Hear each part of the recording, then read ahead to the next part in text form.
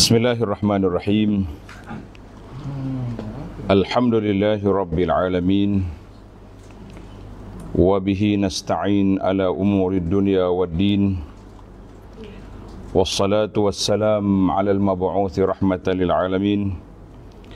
Nabiyyina wa habibina wa qudwatina Muhammad ibn Abdullah wa ala alihi wa sahbihi wa man sar ala nahjihi wahtada bihadihi wastanna bisunnati ila yaumiddin, amma ba'du.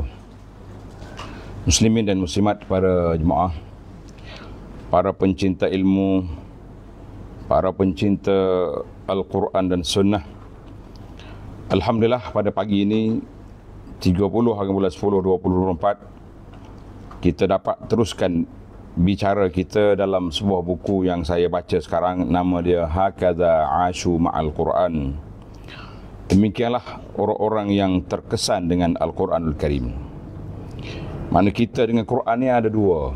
Sama ada kita baca saja tak tahu apa, itu satu kumpulan. Dia baca, dia tak tahu. Jadi kita baca, kata tak boleh pahala kau. Kita kata boleh pahala, cuma kita tidak tahu apa yang Allah Ta'ala nak sebut pada kita. Itu satu kumpulan. Kumpulan yang tak baca tu kita tak masuk dalam senarai awal-awal lagi lah. Kalau masuk dalam senarai pun dia tak masuk juga, sebab dia tak baca Quran.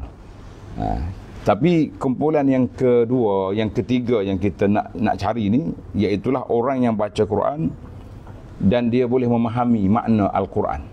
Itu kita kena usahakan supaya dalam hidup kita ni dua perkara kena ada: baca Quran dan kita faham. Dalam Quran ada 6,000 lebih ayat. Ada orang kata 6,666 ayat. Kita kata boleh tuan-tuan cuba ambil Quran, kira daripada surah Al-Fatihah 7 ayat sampai ke hujung surah An-Nas, berapa total dia keluar? Agak-agak keluar berapa? Tak sampai. Kau tak pernah kira lagi. Saya tu jarang orang kira. Dia tahu kata je. Beli nombor kereta siap. Bida 6, Madani 6666. Jadi berapa harga punya naik tu? Jangan main. 666 berapa harga naik. Tapi kalau kita hitung sungguh, tak akan jumpa dia punya bilangan seperti yang kita selalu dengar tu. Itu bukan bilangan dia. Bilangan sebenarnya 6,000 lebih. Kemudian dalam 6,000 tu kita bukan semua kena faham. Kalau ada yang tidak faham pun tidak jadi masalah. Yang faham tu apabila Allah Ta'ala khitab kepada kita, tuju pada kita, ya ayyuhalladzina amanu, wahai orang beriman. Kerana Al-Imam Al-Syekh Al-Sahabi Al-Jalil Ibn Mas'ud radhiyallahu anhu, dia kata, bila kita dengar ya Allah Ta'ala sebut ya ayyuhalladzina amanu, wahai orang beriman, maka kita kena buka telinga, celik mata, lapang dada. Sebab apa? Di situlah Allah Ta'ala akan bagi sama ada arahan atau pelarangan. Sama ada dia bagi arahan atau dia beri larangan. Maknanya kita kena dengar Tuhan nak kata apa. Adapun cerita Nabi Musa, cerita Nabi-Nabi yang lain, itu kisah. Walaupun kisah, tak ada perkara dalam Quran kecuali ada ibrah, ada pengajaran, dan ada dia punya orang panggil iktibar yang kita boleh ambil. Dengarlah cerita Nabi Musa bela kambing. Ada iktibar ke tidak? Jawabnya ada iktibar. Tak kalah nanya ke Musa sampai 8 hingga 10 tahun mah kahwin dia, paling tinggi dalam dunia. Ada orang lain baca selawat ya. Dia panggil apa tu? Aurat dia. Boleh jadi mah kahwin. Sibuk sekarang ni dah ada cari dia punya mah kahwin aurat. Ada orang bagi Quran. Ada orang mah kahwin Nabi Musa apa? Anta jurani samani hijaj, 8 tahun. Fa in atmamta 10, kalau mau ambil 10 lagi baik. Maknanya begitu dia punya suasana yang berlaku. Jadi bila kita sebut di situ, maka kita kena ingat bahawa dalam Al-Quran ni tak ada perkara yang Allah Ta'ala sebut kecuali ada apa? Ada ibrah, ada pengajaran, dan ada hikmah. Kerana itu bila kita belajar Quran ni, kita kena tengok 3 kategori dalam Quran. Satu hukum, dari sudut hukum hakam, halal haramnya. Satu lagi dia seruan kepada tauhid kepada Allah SWT dan menolak segala bentuk syirik. Kemudian dia mari cerita kisah. Jadi semua tu dia panggil pengajaran-pengajaran yang kita ada. Jadi bila kita sebut tentang Quran, ada beberapa kisah yang saya sebut. Dalam siri yang lepas kita sebut tentang cerita Sayyidina Umar bin Abdul Aziz, Khalifah Ar-Rashid. Dikatakan Umar bin Abdul Aziz sebagai khalifah yang kelima, Khalifah Ar-Rashidin yang kelima. Jadi bila sebut tentang tu, maka Umar bin Abdul Aziz ni, waktu dia nak mati, orang pergi tanya dia, anak engkau ada belah-belah orang ni, apa kau tinggalkan? Umar bin Abdul Aziz rahimahullah ta'ala, dia baca ayat wallahu yatawalla salihin, Allah Ta'ala jaga orang soleh. Daripada ayat ini dia letak satu keyakinan yang kita kata keyakinan yang sangat tinggi. Dia punya tawakal kepada Allah SWT. Dia kata kalau anak aku ni soleh, wallahu yatawalla salihin, Allah jaga anak orang soleh, dan aku tak bimbang. Kalau aku ada pun gitu juga. Dia bukan kalau aku tak ada pun Allah ada. Dia tak itu. Wa in kana ghaira zalik, tapi kalau anak aku ni tak soleh, tidak soleh, tidak betul, jadi aku tak tinggal harta untuk dia berjoli, untuk dia buat maksiat. Tengok itu dia panggil siasah. Jadi kita hari ni tak bolehlah sampai peringkat begitu. Sebab apa? Kita kena ada siasah, kena ada nafkah yang kita kena beri. Allah Ta'ala sebut dalam hadis Nabi SAW, Nabi kata kalau mu tinggal keluargamu senang itu lebih baik daripada engkau tinggal mereka dalam yatakaffafuna nas, duduk minta-minta dengan orang. Itu lebih baik daripada itu. Jadi dalam beberapa kisah, banyak cerita-cerita yang saya baca ini siri yang ke-30 dah ni. 30 kisah 30 siri. Kisah tu banyak. Orang-orang yang terkesan dengan Al-Quran. Dia kata seorang ni, dia kata aku dengar sebuah ayat. Tuan-tuan yang selalu ikut ayat ni cari surah An-Nur ayat 36. Surah An-Nur ayat 36. Allah SWT bagi tahu, fi buyutin azinallahu an turfa'a wa yuzkara fi hasmu. Dalam rumah yang Allah SWT bagi keizinan supaya didengar, disebut nama Allah Ta'ala. Kita turfa', diangkat dan disebut nama Allah SWT. Apa dia? Dalam masjid ilmu. Jadi kata di pentadabbur Quran, dia kata setiap kali aku duduk dalam majlis ilmu, aku teringat pada ayat ni. Ayat ni Allah Ta'ala sebut orang-orang yang baik ni duduk dalam rumah Allah Subhanahu Wa Ta'ala, duduk sebut nama Allah, duduk berzikir kepada Allah Subhanahu Wa Ta'ala. Jadi setiap kali aku hadir majlis ilmu, majlis zikir, aku teringat kepada ayat ini.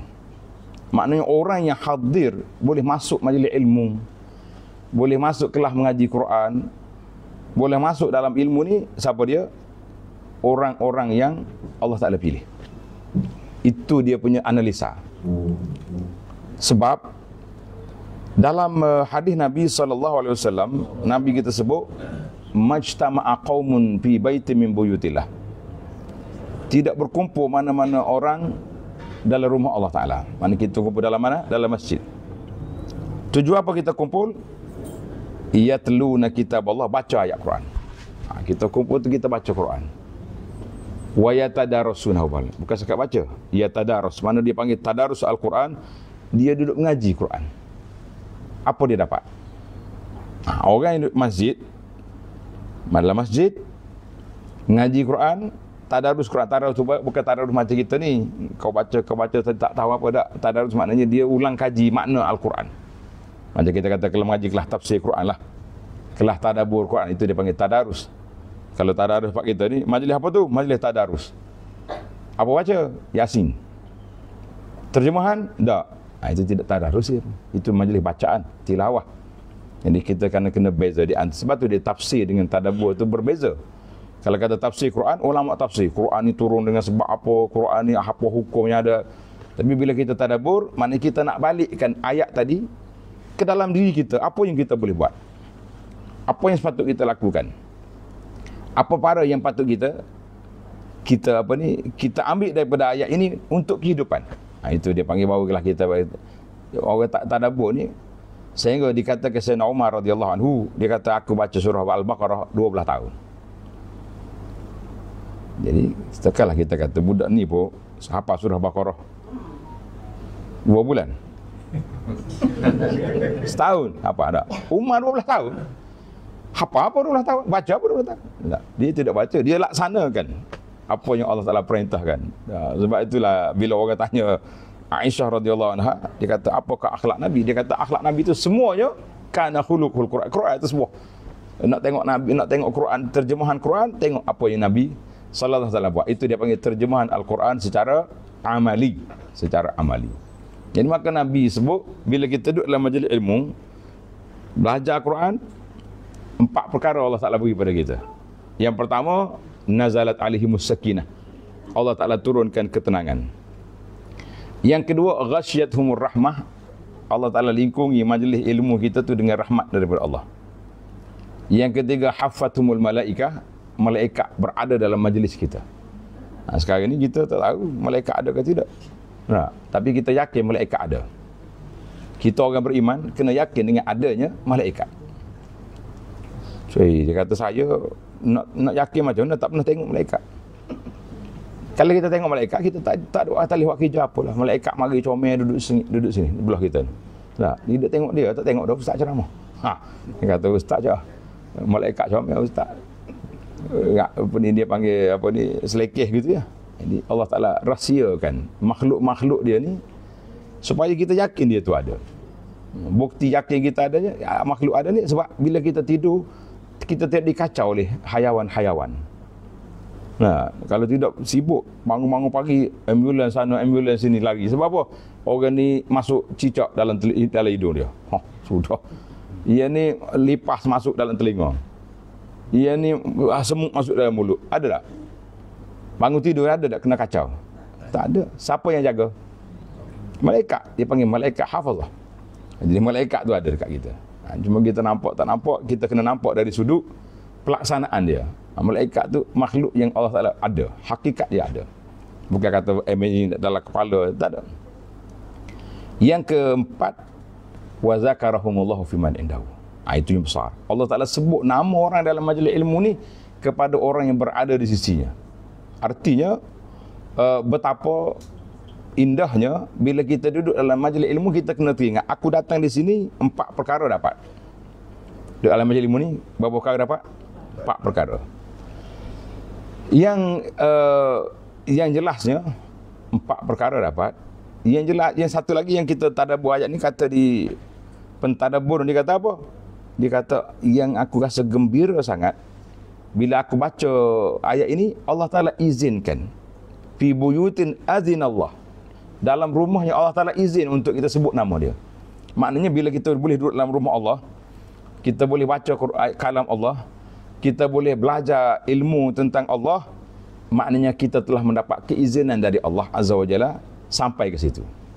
Susah tuan-tuan dan puan-puan para jemaah sekalian, kita nak sampai ke rumah Allah hari ini, susah ke senang? Nak kata susah, ada juga orang yang sampai. Nak kata senang, ramai yang tak sampai. Yang sampai dengan tak sampai, mana ramai? Ramai tak sampai. Saya kadang-kadang terkejut bila kita pergi kat surau nak pergi kuliah ni, tuan taman cakap, ustaz, dalam ni ada 8 blok bangunan. Kata satu blok berapa keluarga? 400. 4 kali 8 berapa? Berapa? 3,000. 3,000. Pergi dalam surau roti 10 orang ya. Berapa peratus yang turun masjid, salat masjid? Kita tak ambil family, kita ambil rumah. Kata ada orang kafir sini. Sekarang zaman kita ni kafir pun tak boleh sebut. Dia kata non muslim. Bila kata non muslim, dia kata non muslim tu apa? Dia kata orang bukan Islam. Kalau bukan Islam, orang panggil apa? Kafir. Kafir juga jadi akhir. Dia macam khinzir juga tak? Hai, khinzir tak boleh ustaz kasar khinzir. Habis babi khinzir. Akhir sekali dua-dua tu orang faham belakang. Baik. Maknanya Allah SWT pilih hamba-hamba Allah Ta'ala yang Allah Ta'ala pilih ni, orang ni je yang berjaya untuk sampai ke mana?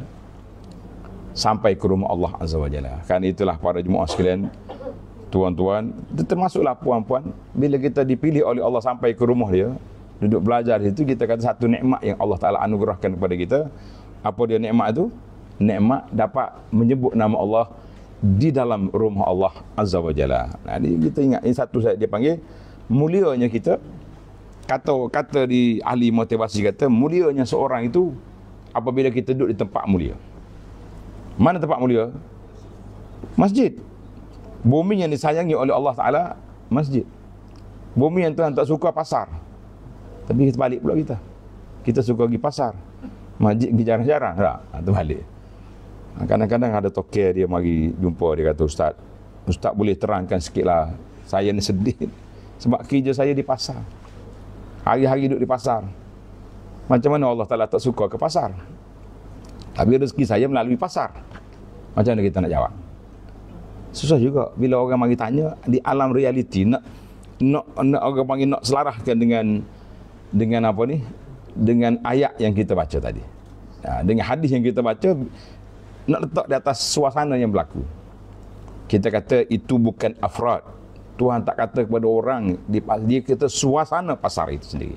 Sebab biasa di pasar ni orang lara, yang tu duduk bertempik, yang ni duduk melaung, ini 5 10, yang ni 10 20, ya. Kemudian ada orang bersumpah, oi cik, mahal lah awak punya harga RM100, kurangkan sikit 90 80. Oh, dia sumpah, wallahi beli dah. Walah dia beli 20 je. Tapi dengan sumpah dia tu, dia punya naik harga sampai RM100. Nah, itu. Kemudian banyak orang menipu.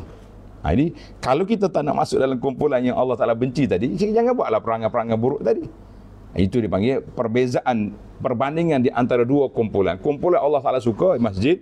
Di masjid, kalau orang pergi di masjid duduk mengumpat orang, sama juga. Bahkan lebih besar lagi. Sebab itulah dosa ni besar apabila duduk di tempat yang mulia. Duduk mengata orang dalam masjid tak sama dengan mengata orang di kedai kopi. Sebab tu kalau nak mengata orang pergi kedai kopi, jangan duduk di masjid. Mengata orang tu haram-haram lah, kau dua-dua.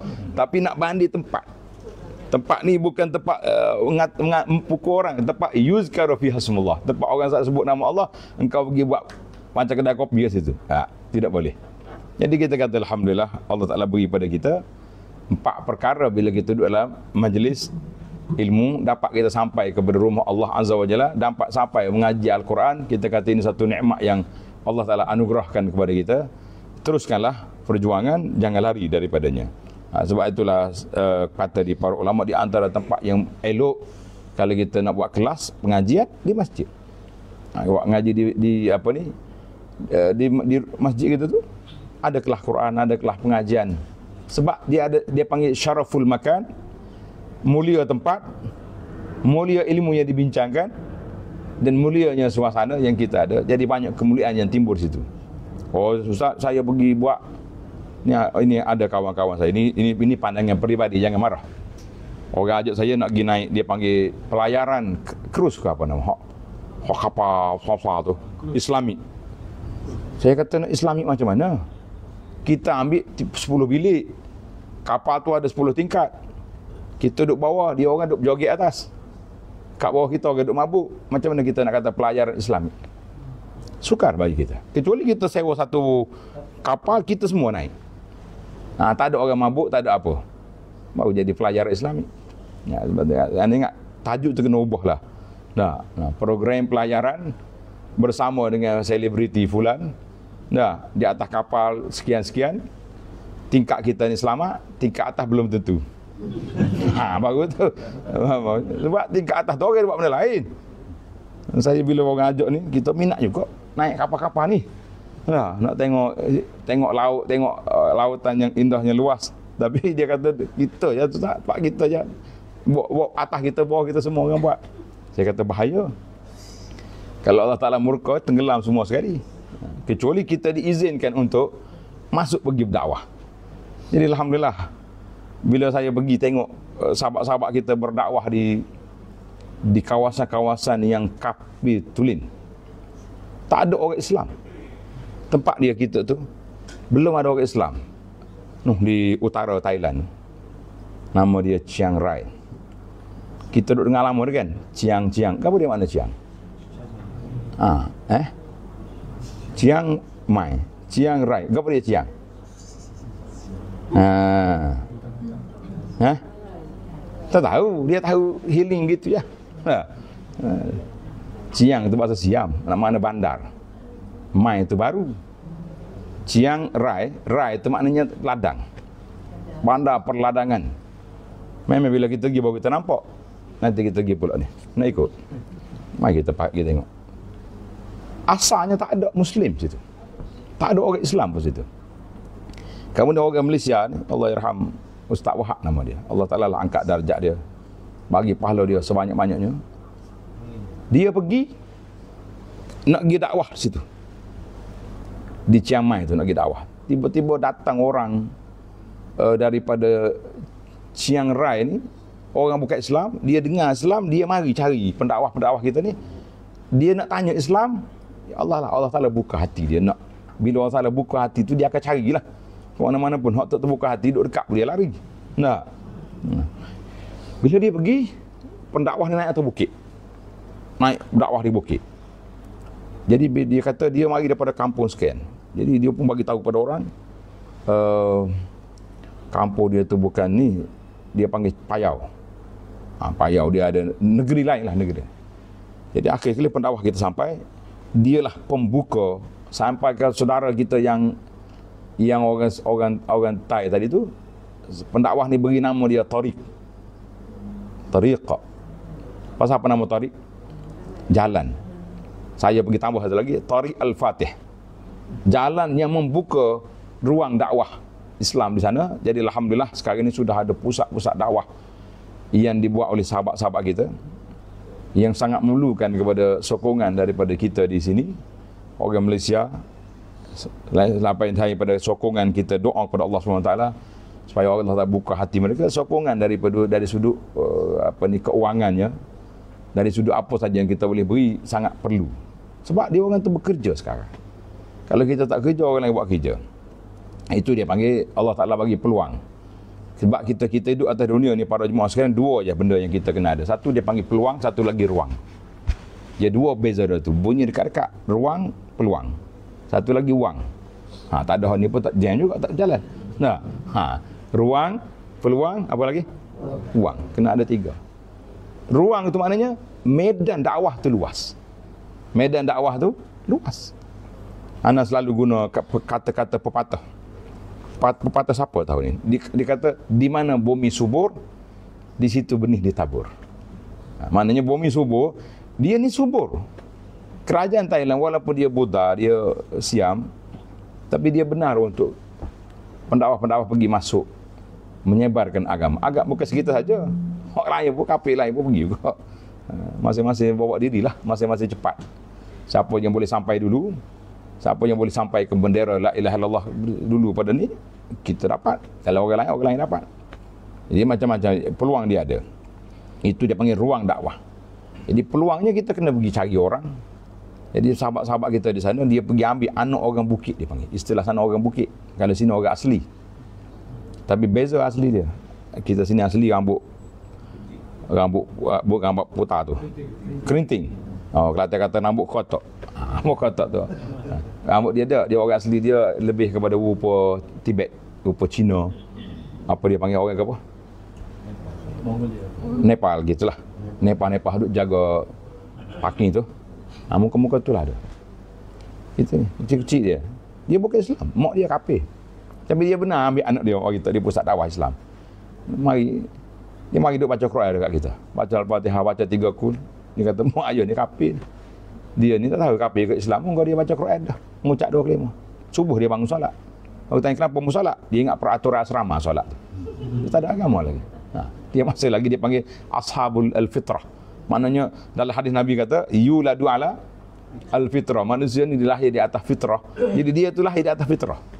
Dia tak tahu agama ke apa. Cuma bila budak ni dah besar, kita bawa masuk dia ke sekolah agama penuh.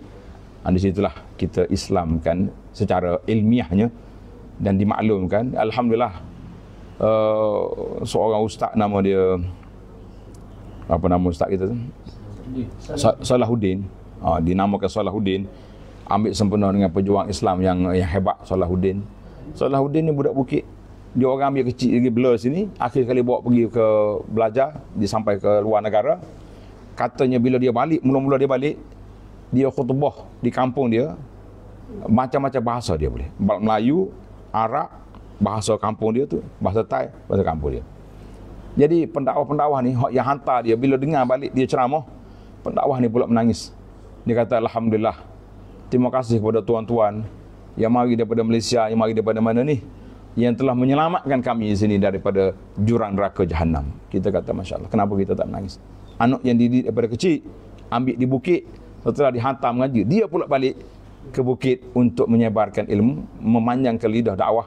Kita kata, jazahumullah khairah. Allah Ta'ala bagi balasan yang banyak, yang luas kepada siapa?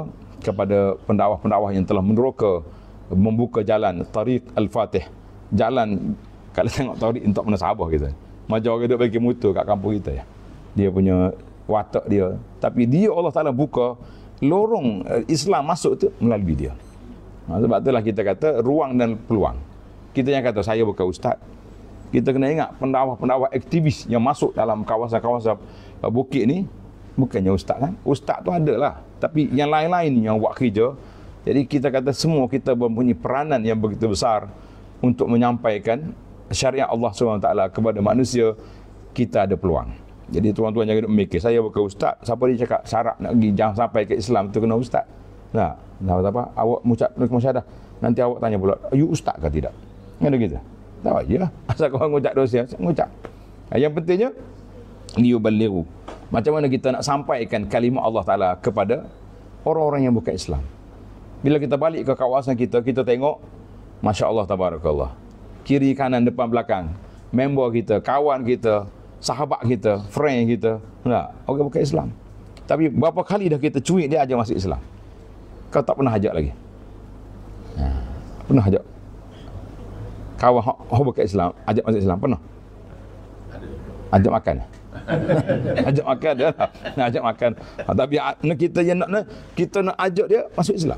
Itu yang kita nak sekarang ni. Nak ajak dia masuk Islam supaya kita boleh boleh sampaikan kalimah Allah SWT. Kita jangan kata susah ustaz. Susah macam mana? Sebelum nak kata susah, ada awak dah sampai ke belum? Itu ya ayat dia. Mana yang ada di tempat yang ada ruang untuk kita sampaikan. Kita budaya masyarakat ni tak sama. Malah dalam perjalanan kita lalu satu tempat, rumah dia buat dengan batang kayu balok. Balok tak belah.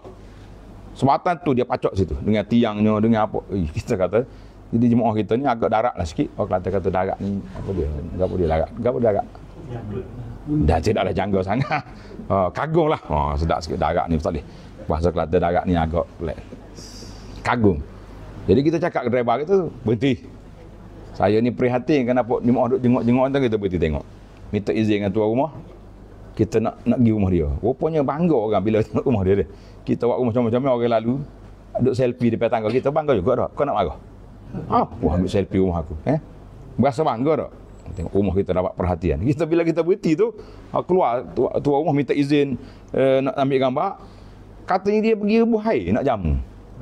Cuma kita duk mikir air dia ada lagu halal ke tidak. Masalah nak minum air lah ke mana orang pakai Islam. Dia kata ustaz, minum air tak apa, muka air bukannya ada sembelih pun. Cuma kadang-kadang bercampur lah gelah dia tu. Itu duk mikir tu. Dia pun tanya dia. Sambil-sambil duduk dia buat air ni, mari hak laki-laki duduk sengih tu. Pendakwah kita ni tanya, mu kenal Islam? Dia kata dia tahu. Dia pernah dengar Islam. Mu tahu ada Tuhan? Dia kata dia tahu ada Tuhan. Jadi dalam suasana begitu, cakap sahabat kita ni, kalau aku ajar syahadah mu boleh ikut. Dia ikut. Mengucap dia asyhadu asyhadu. Tapi dia tak tahu apa lah. Seperti dia pernah bersyahadah mengikut. Cuma syarat syahadah tu kena ada lah, tasdid dengan hati, kata dengan lidah. Maknanya mana dalam hidup dia tu ada dia pernah mengucap. Pernah dia mengakui la ilaha illallah, asyhadu an la ilaha illallah wa asyhadu anna Muhammad Rasulullah. Ini kita kata mudahnya hidup. Jadi dia suasananya begitu senang. Jadi kita tanya sampai ke Islam. Kenapa kita takut nak sampaikan?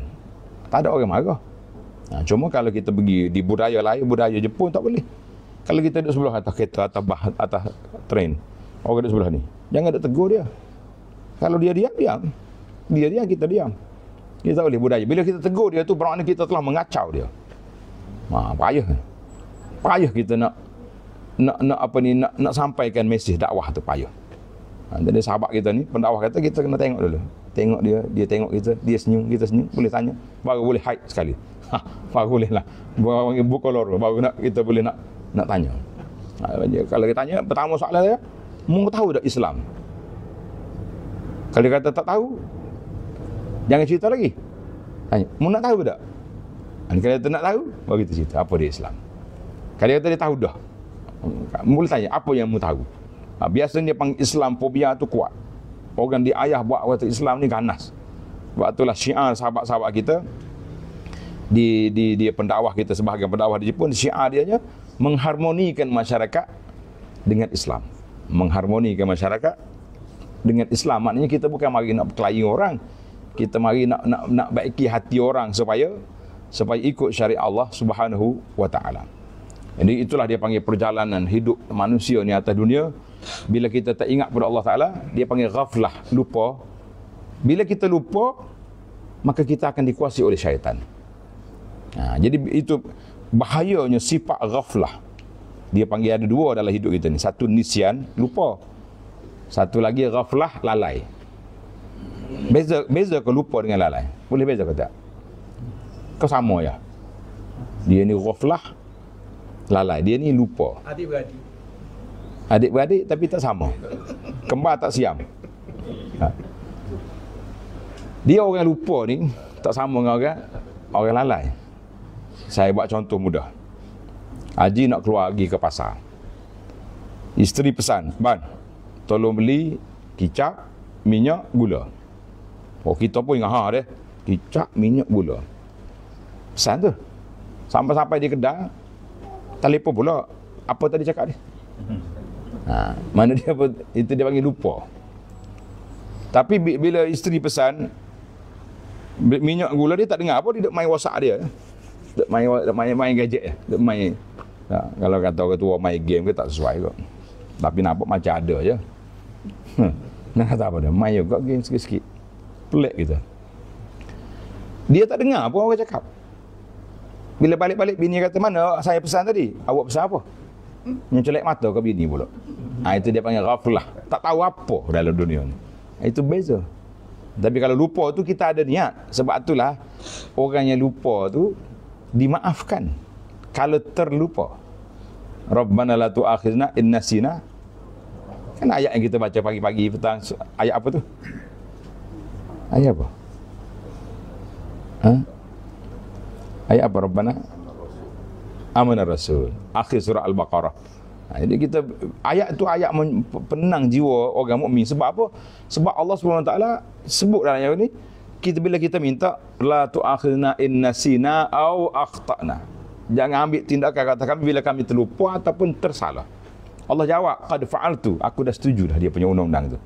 Aku dah setuju dengan undang-undang tu. Jadi pada itulah kita ni kalau tersalah, cuma tersalah tu kita tengok kategori lah. Kalau tersalah saja, kita minta istighfar, ampun. Tapi kalau tersalah dengan orang, salah sepak baru orang pecah. Maaf saya salah. Bayarlah juga. Tersalah pun. Mungkin dari sudut dosanya tidak berlaku, tapi dari sudut orang panggil ganti rugi, tetap kena ada. Dari sudut ganti rugi, kita kena ada. Itu dia panggil suasana yang berlaku. Jadi kita kena letak itu beza di antara ghaflah, orang lupa, dengan apa tadi? Dengan orang lalai. Orang lalai ni orang tak ingat pada Allah SWT langsung. Tapi kita ingat. Cuma lupa. Sekarang ni kita ni ingat ke tak ingat pada Allah Ta'ala? Ingat deh. Tahu solat tu wajib. Solat jemaah tu bagus. Cuma kadang-kadang terlupa. Kenapa tak pergi masjid tu? Lupa.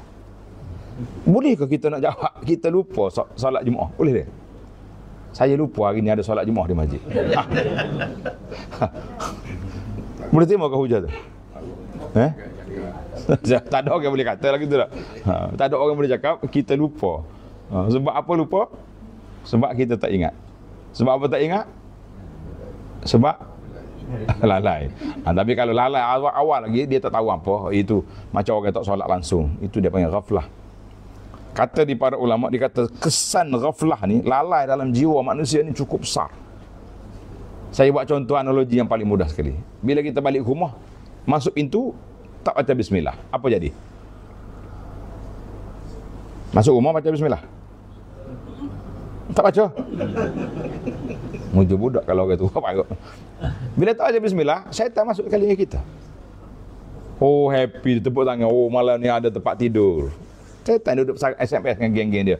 Aku dapat tempat tidur dah malam ni. Dia panggil dalam syarat kata, adraktul mabit. Aku dah dapat tempat nak tidur. Oh. Bila kita nak makan tak baca bismillah pula, happy pula, dapat dinner pula malam ni. Malam tu pula kebetulannya kenduri besar. Nah, oh sokor syaitan.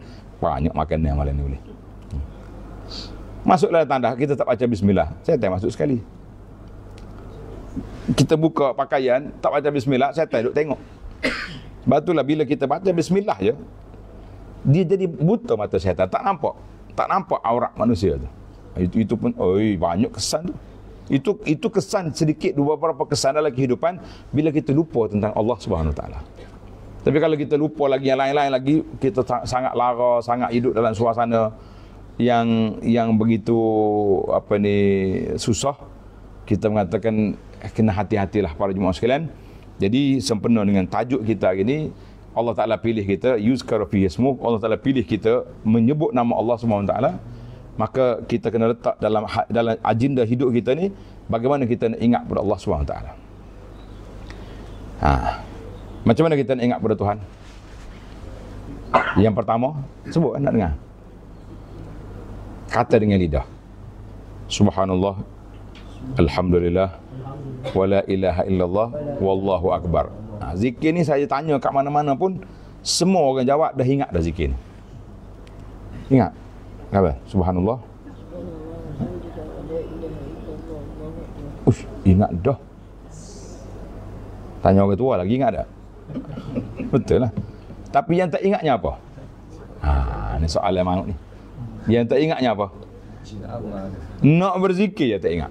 Ni bukan tuduh ni. Tuan-tuan sendiri jawab. Yang tak ingatnya apa? Nak berzikir. Sebab apa tak ingat? Ada orang jawab malah. Lagi? Lalai. Lagi? Syaitan. Saya tahu dah jawapan itu. Syaitan. Syaitan kacau dia. Lagi tak ingat? Sibuk. Busy. Lorak orang Kelantan kata. Semua tu hujah-hujah yang diajar oleh syaitan untuk kita tak berzikir. Itu je. Sebab apa? Sebab kita tidak ada dalam kepala kita agenda zikrullah. Cuba tuan-tuan dan puan-puan letak dalam agenda kita ni zikir. Mesti aku lepas solat mesti zikir solat. Selepas subuh mesti ada zikir pagi. Selepas solat asar mesti ada zikir petang. Selepas sarapan pagi mesti ada zikir subhanallah alhamdulillah Allahu akbar contohnya. Makan tengah hari ada zikir. Maknanya kita akan terikat dengan ni, lidah kita sentiasa basah dengan zikrullah. Penting sangat kita basahkan lidah kita dengan zikrullah, sebab kita mengharapkan itulah husnul khatimah. Apa nak husnul khatimah? Ucapan akhir kita, Nabi sebut dalam hadis, man kana akhiru kalamihi la ilaha illallah dakhala jannah. Jadi itulah yang kita harapkan dengan kita duduk berzikir, sebut nama Allah sentiasa ni. Bila kita nak mati esok, apa jadi? Itulah ucapan yang kita keluar. Kita bimbang kalau kita asyik duduk mengutuk orang, ya, asyik duduk mengata orang, ya, asyik duduk apa orang, ya, akhir sekali bila nak mati pun sebut itu juga. Ana dengar seorang pendakwah dia cerita, benda ni benar menakutkan lah. Sebab kita tahu apa keadaan orang tu. Dia kata dia ni bila dia orang nak mati, ustaz ni akan dipanggil bernazak. Contohnya yang jaga di hospital. Biasa kalau tengok pelik doktor panggil, ustaz mari tengok, dia ajar mengucap ajar. Dia kata ada seorang pakcik ni bila dia ajar, dia angkat tangan gitu. Ingat kena selfie, kan budak-budak ni kan ambil gambar macam mana? Gini. Kalau nak ambil gambar apa mana? Gini kan? Apa tu? Suka pernah gitu. Sekarang ni okey dah, ustaz-ustaz kita ajar gini pula. Tak, satu, ini dua. Jadi dia buat gini dia. Ustaz aku ingat dia nak ambil gambar, nak selfie. Rupanya bukan. Dia nak apa ni? Nak sebatang. Dia mati dengan gitu je. Tak mengucap langsung tak ikut. Gitu kita panggil su'ul khatimah. Dari sudut zahirnya, yang batin Allah Ta'ala Allah Ta'ala yang tentukan. Itu yang pertama sekali, bila kita nak ingat pada Allah Ta'ala dengan lidah kita, kita kena letak jadual. Baca Quran berapa juzuk? Oh, banyak tak juzuk, slow sikit. Berapa muka sehari? Biar kita ada. Tadabbur Quran ada ke tidak sehari? Oh, saya tak sempat nak pergi. Sekarang ni alhamdulillah. Orang duduk naik kereta boleh dalam kan kita nak pergi keluar pagi kerja. Ramai ya saya dapat respon ni. Kata ustaz, saya bila balik subuh siap-siap tu pasang alak ni letak dalam kereta, sambung sampai dia berjabat sedang balik. Sudah kita punya kuliah. Dia pun dengar. Kalau tak dengar lagi dengar ulangan. Contohnya mana ada je peluang-peluang untuk kita ingat kepada Allah Subhanahu Wa Taala. Jadi kita ingat zikir kepada Allah. Yang kedua, zikir yang kedua dia panggil zikir al-qalbi. Zikir dengan hati.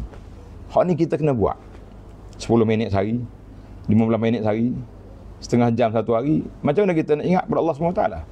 Jadi kita bukan termenung tengok Tuhan lah. Jadi bila kita sebut nama Allah Ta'ala, kita cari ayat-ayat Allah SWT yang menyentuh perasaan kita, yang menyentuh perasaan. Semalam saya lalu di tempat air panas, dia panggil hot spring, air panas. Tapi air panas dia pelik, sembuh naik, membuat naik. Ada sahabat kita tu, dia kata dia jumpa dah air panas naik berapa meter tahu naik. Duduk dia keluar air sup. Jadi kita pun duduk satu termenung tengok. Kita tengok kepada cerita neraka jahanam. Bila dia tengok orang kafir mari bertempik neraka tu. Sami'ul syahiqan. Maknanya marah. Jadi kita bila tengok benda-benda macam ni, kita kena mikir macam mana neraka esok. Allah Ta'ala gambarkan neraka ni macam orang panggil bertempik dia bila tengok malaikat bawa orang-orang yang derhaka nak campak dalam neraka. Jadi kita baca ayat-ayat Quran ni biar kita terfikir bagaimana keadaan itu. Bila kita baca ayat tentang kematian, apa yang kita bekalan yang kita nak buat pada mati. Dan kemudian kita turun ke padang, kita zikir Allah Ta'ala, kita tengok halal haram dalam kehidupan. Yang aku nak buat pagi ni halal ke tidak? Yang aku nak buat ni haram ke tidak? Yang aku nak buat ni, barulah kita nampak bagaimana 3 bacaan zikir kepada Allah SWT, zikir dengan lidah, zikir dengan hati, dan zikir dengan anggota. Mudah-mudahan kita selamat di dunia dan aman di akhirat, insya-Allah. Subhanakallahumma wa bihamdika asyhadu an la ilaha illa anta astaghfiruka wa atubu ilaik. Wa sallallahu ala nabiyyina Muhammad wa ala alihi wa sahbihi ajma'in walhamdulillahi rabbil alamin. Wassalamualaikum warahmatullahi wabarakatuh.